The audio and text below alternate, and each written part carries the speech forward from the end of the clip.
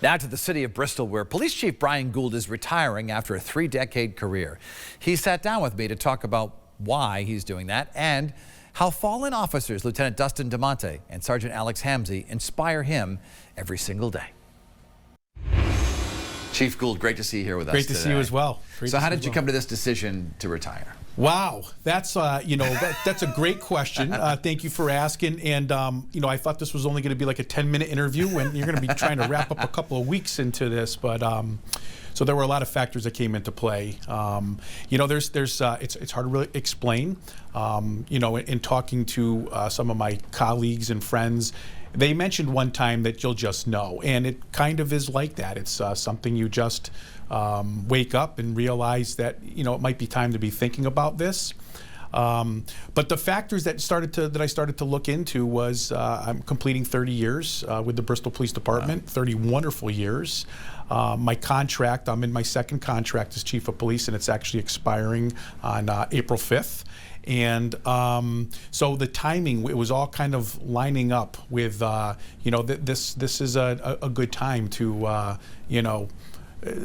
really look into retirement and see what's next, so it's exciting. But a lot went into it. Let's go way back when you were a kid. Back, yeah. Maybe watching cop shows on TV. There was Adam 12 and there were The Rookie. There's so many shows over the years. Yeah. Were you inspired to become a police officer at a young age? Is it something you always wanted to do? No, believe it or not. So I can tell you this. I watched all those shows. Loved them. Big fans of those shows. Chips. Chips as well. Yep. Chips, yep. Right? Like, that was a great show.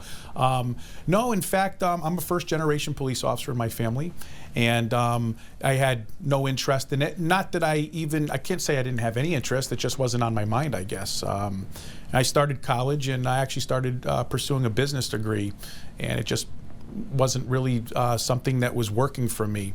And I ended up meeting a police officer in one of the gyms I was working out in. And I really never had any contact with police, other than if there was something bad going on, the police were there. Now, you're talking back in the 80s and early 90s, and things are much different than they were now. But you just didn't see police around. So when I met this individual and found out that he was a police officer, and was like, well, this is kind of neat, and I said, and you're kind of a nice person, which I don't know what that meant at the time, but it meant something to me, and it was like this. It was a feeling that I had inside.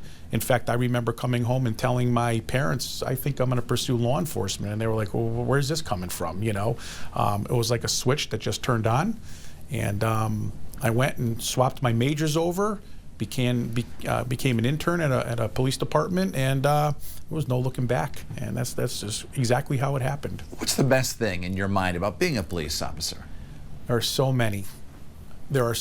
And it's hard to narrow down, because it gives you so much opportunity to do so many different things. I've had a wonderful career. 30 years, been a long time, but it's been I've been blessed by it. But I would have to say, if I had to pick, it's the interaction with people.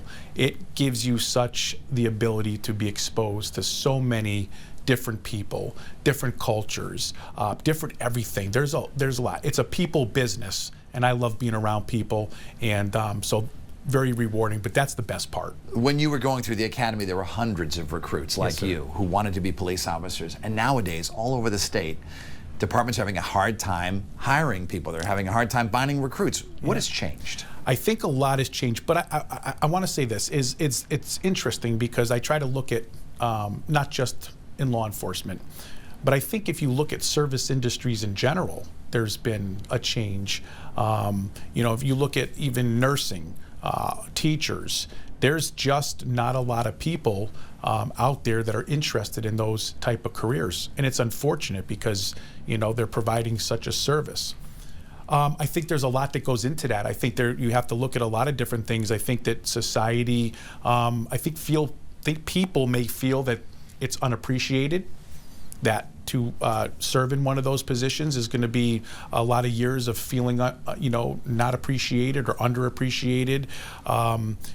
Has there been a respect change in our culture? I don't know, but I think it's really hitting a lot of different, serving type industries, if you will. So I don't think it's just law enforcement. I think it's people are struggling all over the place. But certainly we've seen a huge decline in law enforcement. I know 30 years ago when I took the exam to be a police officer, you were talking thousands of applicants, and you really had to get through a tough process. Now you're less than 100 applicants. So I think it's a tough business, but there's still great people that want to do it.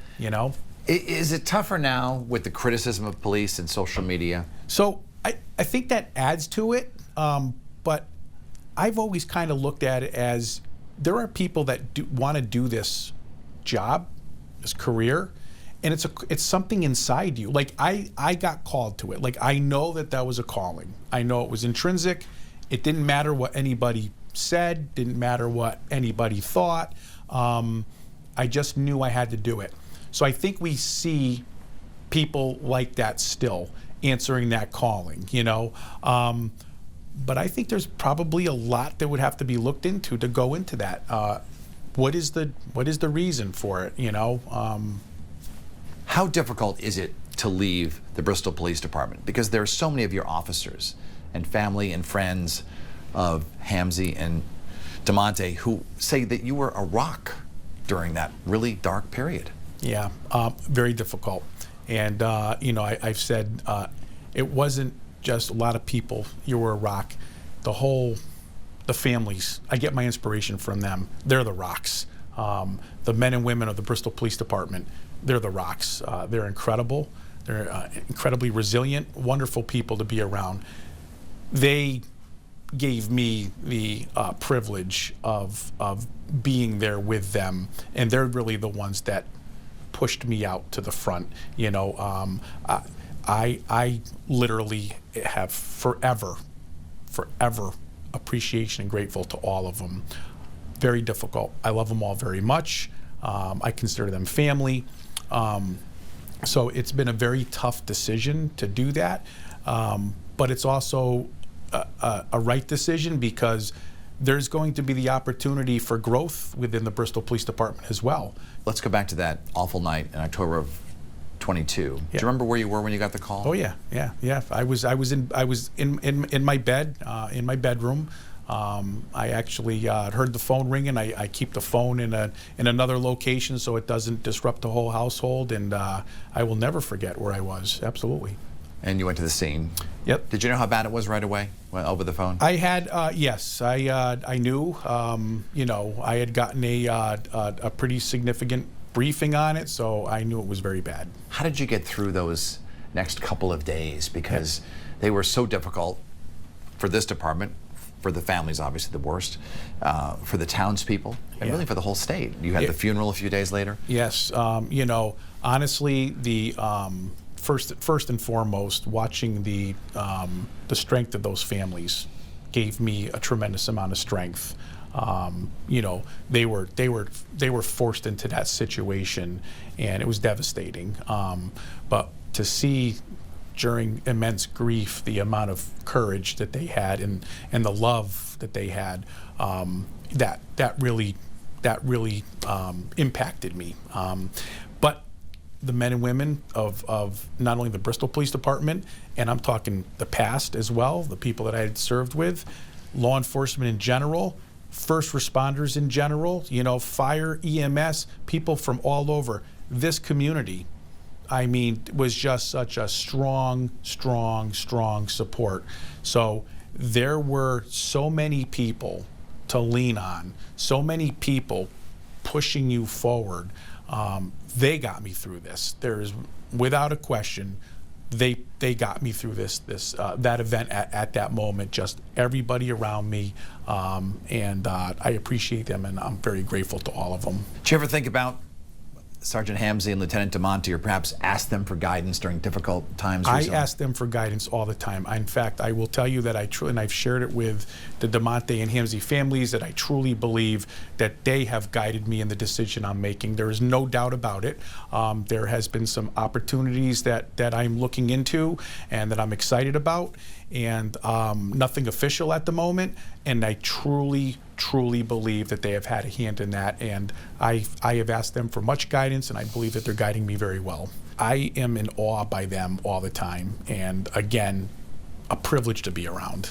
Well, Chief, on behalf of all of us at News 8, I want to wish you the very best of luck. You've always been a good friend to me, and I appreciate the honesty and the candor, and we wish you the very best. I want to say this, same to you. I consider you a friend as well, and I value the relationship, and I hope to continue that for sure. But I just want to take a moment to really express to everybody serving on the front lines, thank you from the bottom of my heart. Thank you for what you do. It's noble and it's honorable, and keep doing it. We all need you. And I just want to thank the community of Bristol for giving me the privilege of serving for 30 years. It's been a complete honor. And the great men and women of the Bristol Police Department that I've had the privilege of serving with and I'm serving with now, thank you. Thank you for everything, and I appreciate and love you all very much from the bottom of my heart. So thank you. Go Red for Women when we come back.